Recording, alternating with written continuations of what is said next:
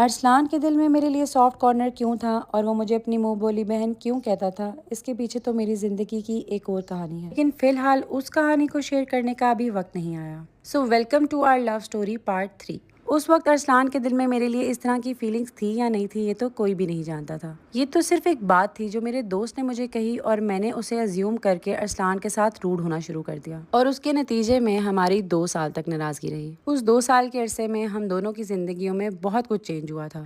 ارسلان جس لڑکی کو پسند کرتے تھے اس نے کسی اور سے شادی کر لی تھی، اور میری زندگی میں ایز یوزول کرائسس ہی چل رہے تھے۔ پہلے جاب چلی گئی، پھر کووڈ کی وجہ سے ایونٹس کا کام بھی ختم ہو گیا، اور جو رہی صحیح کسر تھی وہ میری کڈنی ڈیزیز نے پوری کر دی۔ اور میری امی کو نہ صرف میرا یہی غم لگا رہتا تھا کہ میرے جانے کے بعد اس کا کیا ہوگا، تو جو شادی میں کر بھی رہی تھی نا وہ صرف انہیں کی وجہ سے، ورنہ شاید میں نے کبھی شادی ہی نہیں کرنی تھی۔ ہم اپنی زندگی میں اتنی غلطیاں کرتے ہیں نا، اور ہمیں سمجھ میں ہی نہیں آتا کہ ہمارے لیے کیا صحیح ہے اور کیا غلط۔ اور شاید میں یہی غلطی کرنے جا رہی تھی جب ارسلان نے مجھ سے اس لڑکے کے بارے میں کچھ سوال پوچھے جب میں استخارہ کرنے پہ مجبور ہوئی۔ جب میں نے استخارہ کیا نا تو میرے دل میں اس لڑکے کے لیے نا ایک عجیب سی نفرت اور ریجیکشن سی آنے لگ گئی۔ حالانکہ استخارے سے پہلے تک میرے دل میں کبھی کوئی ایسی بات نہیں آئی، لیکن جب میں نے اللہ سے رجوع کیا اور میں نے دعا کی اللہ سے کہ اللہ میں نہیں جانتی کہ میرے لیے کیا صحیح اور کیا غلط ہے، لیکن آپ جانتے ہو، تو اگر اس رشتے میں میرے لیے بھلائی نہیں ہے تو مجھے اس سے دور کر دے اور میرے دل کو اپنے فیصلے پر راضی رکھنا۔ اور دیکھتے ہی دیکھتے ایسے سرکمسٹانسز پیدا ہوئے کہ وہ رشتہ خود بخود ختم ہو گیا۔ تو آپ اللہ تعالیٰ سے رجوع کرتے ہیں نا اور اللہ تعالیٰ سے مدد مانگتے ہیں تو اللہ پاک آپ کو لوگوں کی اصلیت خود بخود دکھانے لگ جاتا ہے، لیکن آف کورس ہم انسان ہیں اور اللہ کی مصلحت سے بے خبر ہوتے ہیں۔ تو میری امی اور میں بھی اس ساری چیز کے ختم ہونے سے کافی زیادہ دکھی تھے، لیکن ہم دونوں نا ہمیشہ اپنے آپ کو اللہ کی رضا میں راضی کرتے تھے۔ ان ساری چیز کے ختم ہونے کے آلموسٹ 4-5 مہینے بعد ارسلان نے مجھ سے پوچھا کہ ہم لوگ ایک ٹرپ آرگنائز کر رہے ہیں، تم بھی ساتھ چلو گی؟ اور بس یہ وہ ٹرپ تھا جس کے بعد ہم دونوں کی زندگیاں چینج ہو گئیں، کیونکہ اس ٹرپ پر we developed interest towards each other.